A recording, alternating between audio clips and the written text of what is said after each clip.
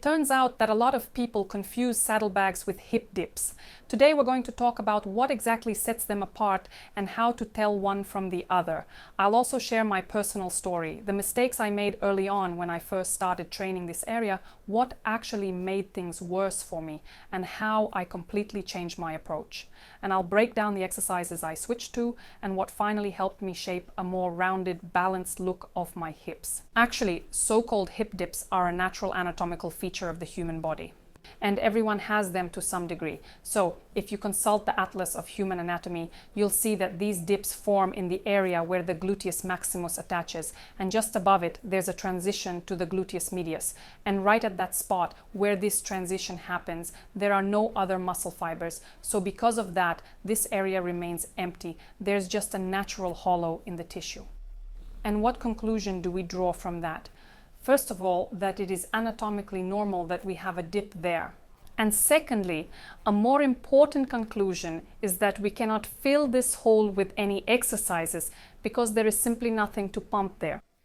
And the second point, yes, hip dips can also appear when the glute muscles lack tone, especially if they're weak. And that's usually the kind of dip most women feel bothered by, the ones that create a hollow or sunken look. That's what they often want to fix or fill in. But actually, hip dips are also common among athletes, fitness models, and bikini competitors.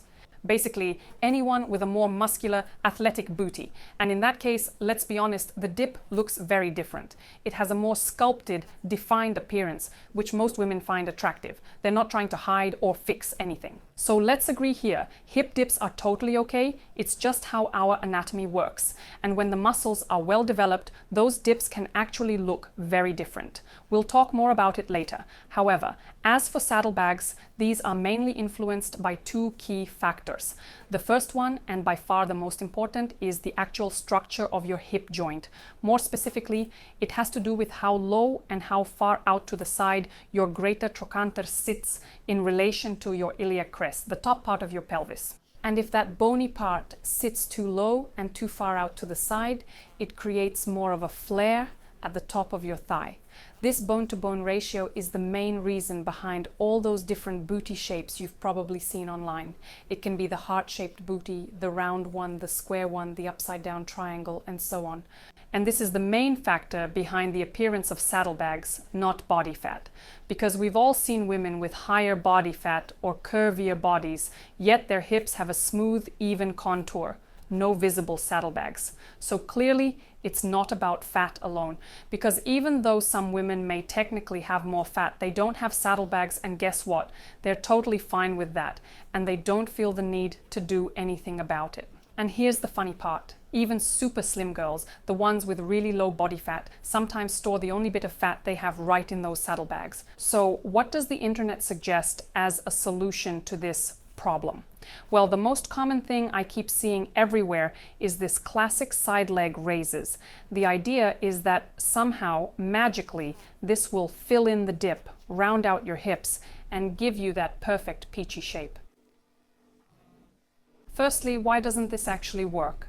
Well, again, in the area where the hip dip forms, there's no muscle, which means there's nothing to fill in with muscle.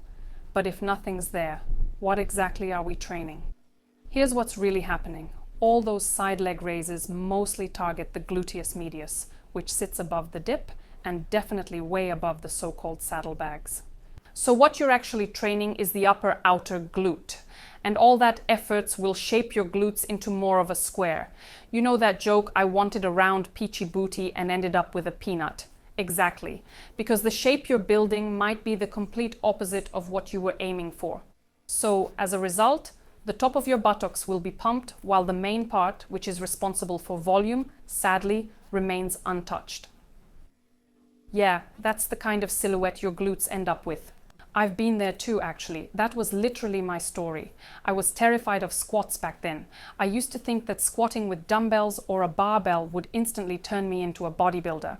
Of course, I stuck to side leg raises just because that's what everyone said you should do, and so I did. And in the end, look what my buttocks turned into. So, is it a more rounded shape or is it a square? Let me save you some time right away. Yeah, I'll be honest. I ended up with this awkward little square-shaped butt.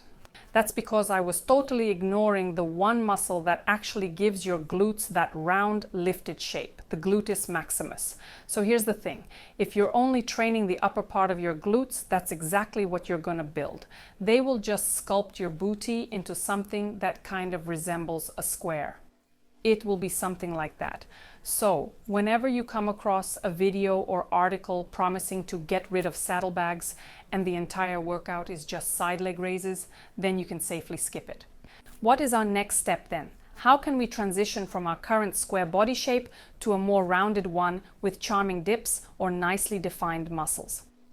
Again, the key is to accentuate the gluteus maximus. And in the workout, it's all about the gluteus maximus. And how do we do that?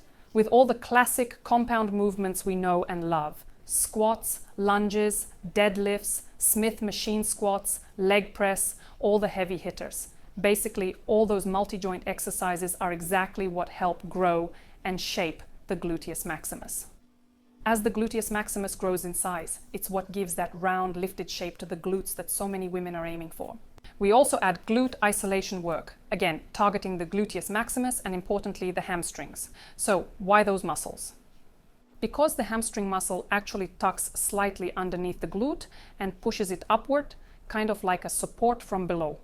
You can think of it like a shelf that helps lift and project the glutes. And in the case of hip dips, this makes total sense. As the gluteus maximus grows, it starts to fill in that area a little bit. Of course, the dips won't disappear completely, and they don't have to, but they'll look more lifted and toned. But what can we do with saddlebags? That area sits below the glutes, so you can't really target it directly with exercise. You can't spot reduce fat there with isolated moves. In this case, you should focus on building the gluteus maximus and the hamstrings. As those muscles grow, they create more lift and volume, and put simply, the glutes start to pull the skin upward. It's almost like the muscle fills out from above and tightens the overall shape. So as your glutes grow and get stronger, fat starts to distribute more evenly across the area. As for saddlebags, they usually form because of weak or underactive glutes. They sit lower and look a bit flattened, and that only makes them more noticeable. But imagine this, when you start inflating your glutes from the back, like blowing up a balloon, the muscle volume increases and suddenly there's more surface area. In that way, fat has more space to spread out smoothly instead of collecting in one spot. And it is distributed in a more balanced manner, and you will have contouring effect on your buttocks. As for the remaining saddlebags, it really depends on the situation. If you are a slender young lady and still have these extra dips, there should be no deficit of calories. I'll be diving into the nutrition part in the next video, so make sure you hit that follow button or turn on notifications so you don't miss it. For now, focus on staying at maintenance of calories and doing strength training with progressive overload, targeting that zone with intention. So the goal is to grow your glutes through strength training. However, if you're someone who feels like you're carrying a bit of extra weight overall, not just in the hip area, and you're aware that your body fat is higher in general, then strength training can absolutely be combined with a slight calorie deficit. Then, once you lose a bit of weight, you can move to maintenance and continue growing your glutes from there. Finally, I want to add that saddlebags can remain even after weight loss, because again, this area is largely influenced by your pelvic structure and genetics. So, if the area still bothers you, you can consider adding in complementary methods like massage. By the way, I have a full video on cellulite where I cover all types of anti-cellulite massages that actually work. Definitely check that out too. And from there, you can gradually start incorporating these kinds of treatments and just keep an eye on how your saddlebags are smoothing out over time. As we've already discussed, it's not always about excess fat. There are women with higher body fat percentages who don't have saddlebags at all because their bone structure creates a smoother hip line. Just keep in mind, those saddlebags might still stick around even after you lose weight.